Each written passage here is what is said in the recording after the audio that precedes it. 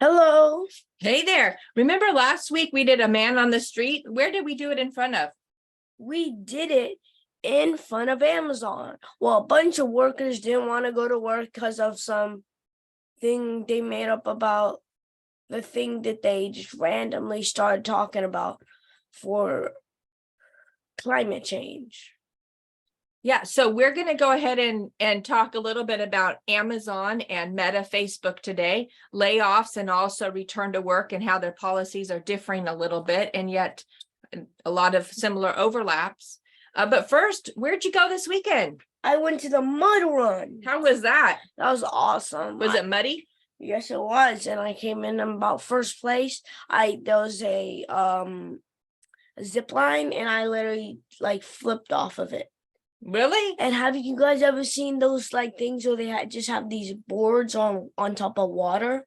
Yeah. And you have to run across them. Well, I did that and did not fall off and just quickly sprinted across them.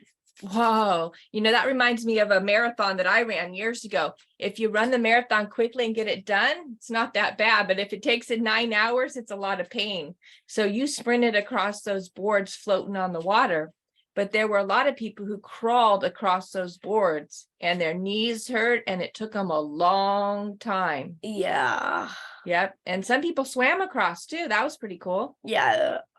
I was even better than the cadets, the Army cadets, well, not Army, but in high school. No, in college. The junior program? Yeah. Yeah. And then I was better than both of the 2 cadets fell off. I did not. Good job. That was awesome. They came out and we did a salute to the flag and a pledge of allegiance and the songs and everything, right? Yeah. That was really nice for them to do that. So what do we have today? So we're following up on our man on the street that we did last week in front of Amazon. What does this article say? This is the Amazon is unfazed by remote workers protesting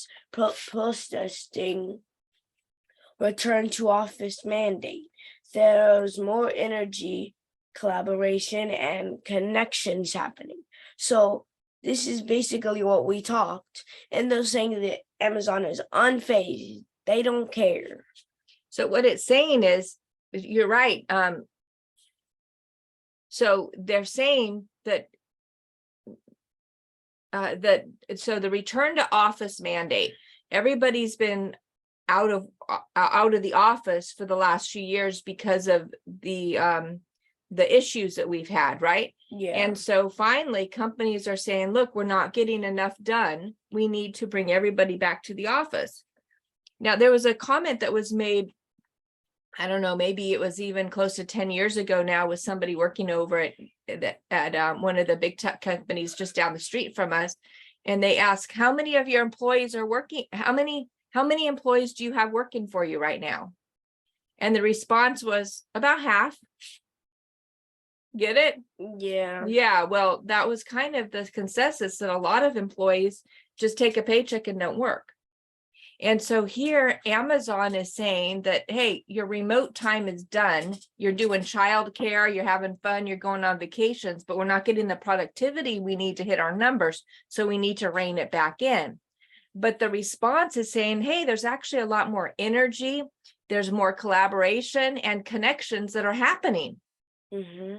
Yeah. But that can be argued on either side, right? The workers can argue, hey, we're doing better at home. And the employers are saying, no, your numbers are better at work, to whichever they want. But basically, companies want control over their employees. Okay, what was the image that they showed here? They showed that basically a sample of what people write. They would say, I hate commuting.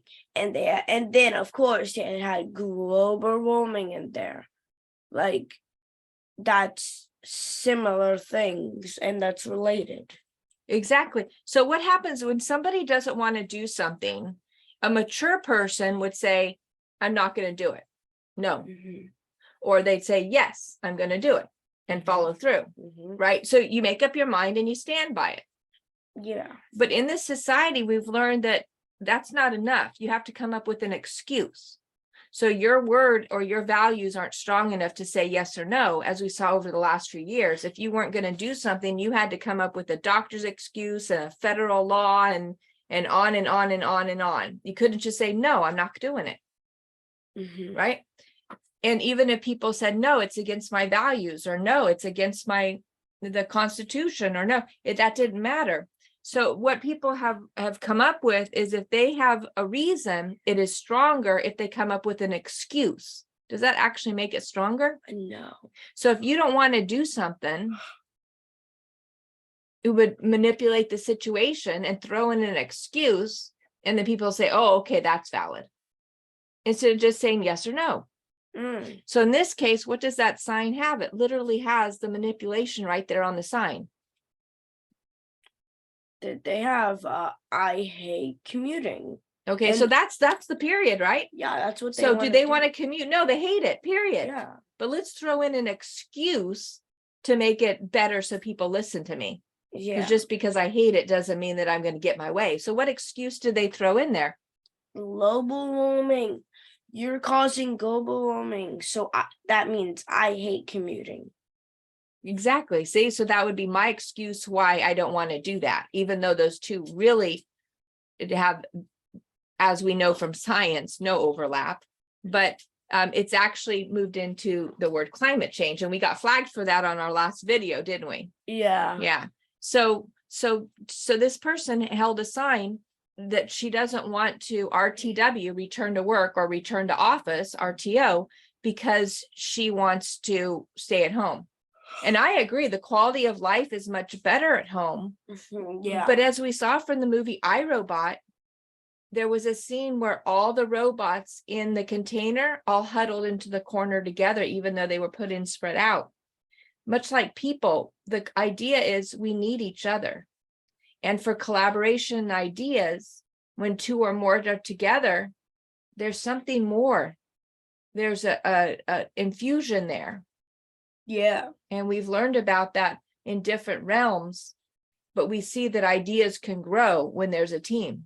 So Wait, Mom, are you talking about the iRobot by Will Smith? Yes. Oh yeah, the one where like that one very like the AI robot. Yeah. One just goes up and hides. Yeah. Oh, I remember that scene. Okay, go down a little bit, please. I think that's it on this one. You can go to the next tab if that's it. Yep, go to the next tab. Okay, so Amazon has already laid off how many jobs? 9,000 jobs. Okay, taking the total number of layoffs in 2023 alone to 27,000. 27,000. Exactly. So what's going on here? What about those people? Are they returning to work? No, they're not. No, you're right, they're not. So they say that when you go on an interview, it is you interviewing the company just as much as the company interviewing you. Yeah. Is that actually true?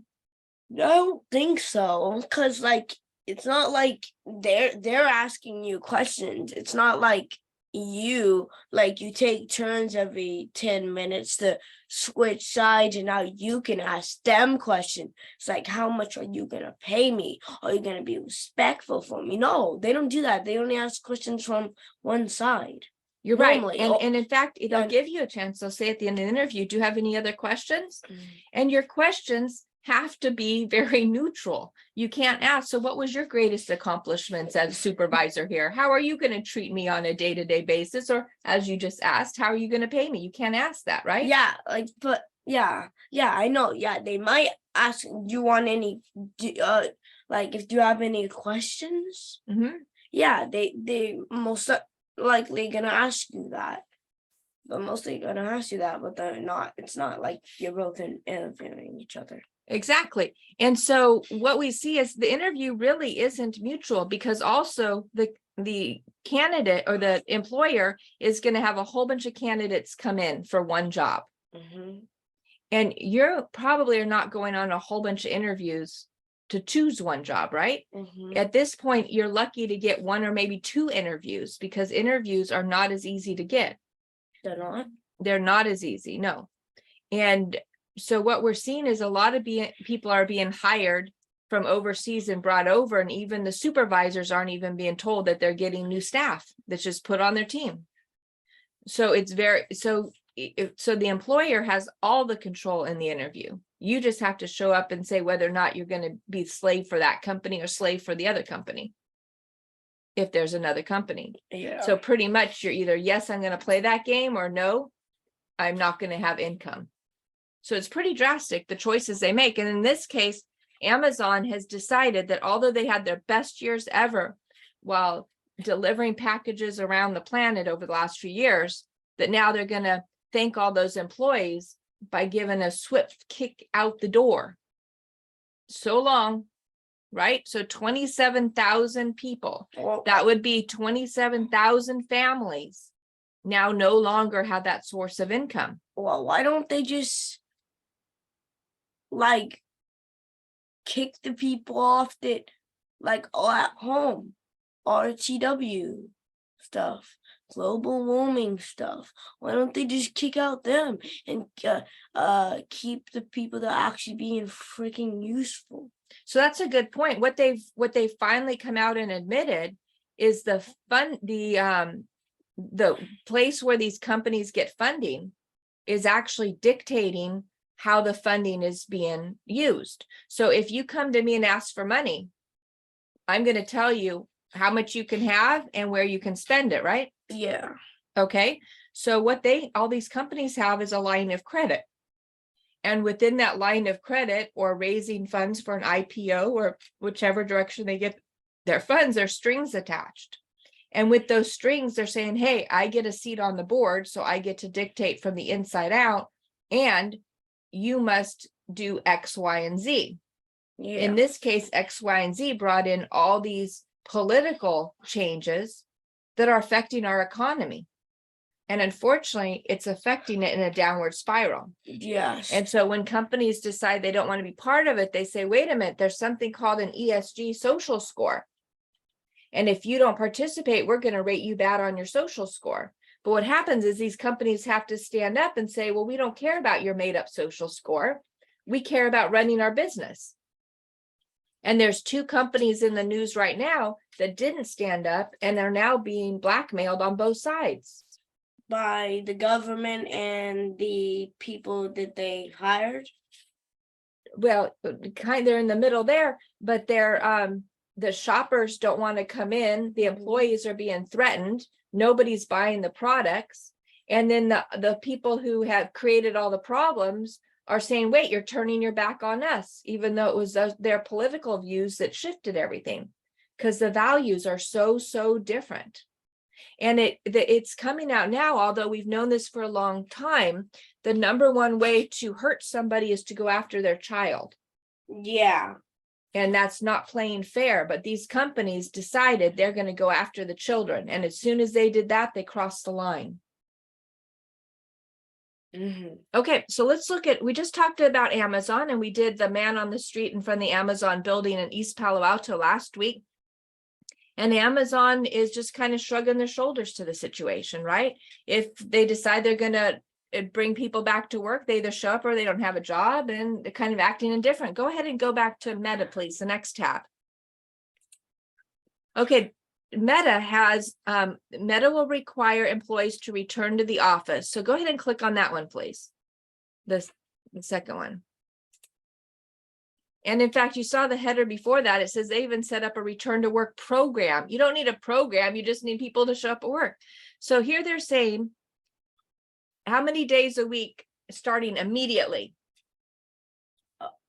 And Meta will require employees to returning to the office 3 days a week starting in September.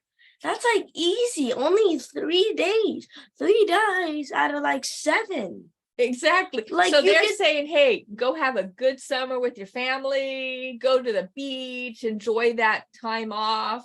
And then, hey, why don't you mosey on back? Let's say around September, if that works for you. I mean, we don't want to get in your calendar there. Yeah. And then only do so 3 days. nice. Only do 3 days. Yeah, they're being so nice. So that's kind of suspect, isn't it?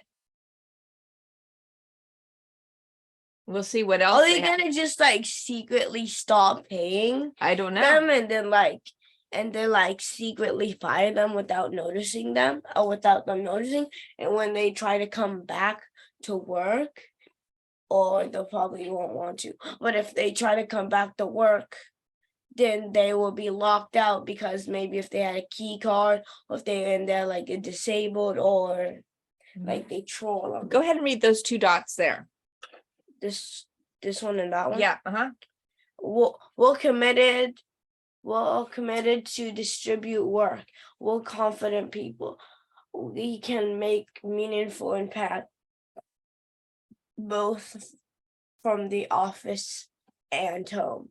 A Meta spokesperson said in a statement, many companies like Amazon and Google, parent Alphabet, been reversing course on previous remote work plans and have called their workers to return physical offices at least 3 days a week. And this is the picture. Mark Zuckerberg, Chief Executive Officer of Meta Platforms Inc., arrives federal court in San Jose, California, U.S. And that's Mark Zuckerberg. Yes. So that was in December of 2022. Yes. Right. And where's San Jose? San Jose's in right here. Yeah. Right here in so these are why we're covering these stories, because they're local stories that affect everybody around the planet. Yeah. So essentially, other companies have been reversing course on remote work plans, and now Meta is saying, okay, same thing. We're going to have you start coming back to work. But what else did Meta do? What's the next tag? So